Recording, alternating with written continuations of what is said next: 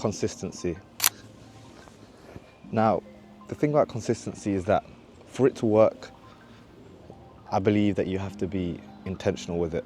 I've come to this swing at the park today because I wanted to show you an example of what I believe consistency is like.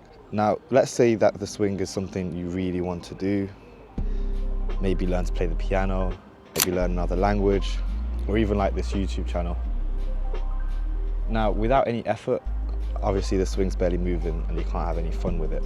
So when you're intentional about it and you give it a push, the swing starts to get on its way, and that's what we need. But you and I both know that if we leave this for long enough, it will stop swinging again, kind of like that one. And that's, I guess, where consistency comes in, because we're going to have to keep pushing it and get into a nice rhythm of things. Now, another thing about consistency is that if we push this too hard and I was to fling this around, it will go all over the place and it will get messy.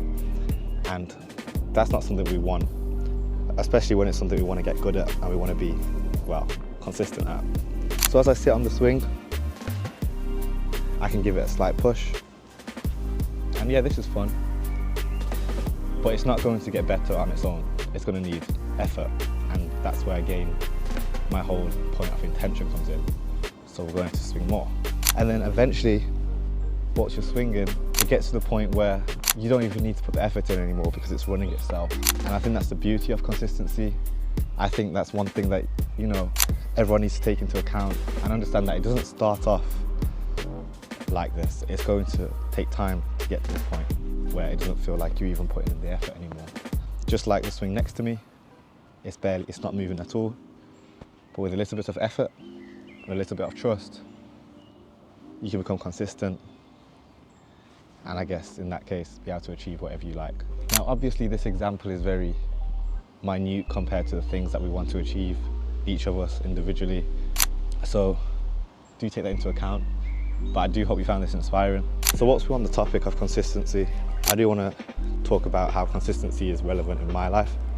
For example, my events brand, that takes consistency and that's still growing.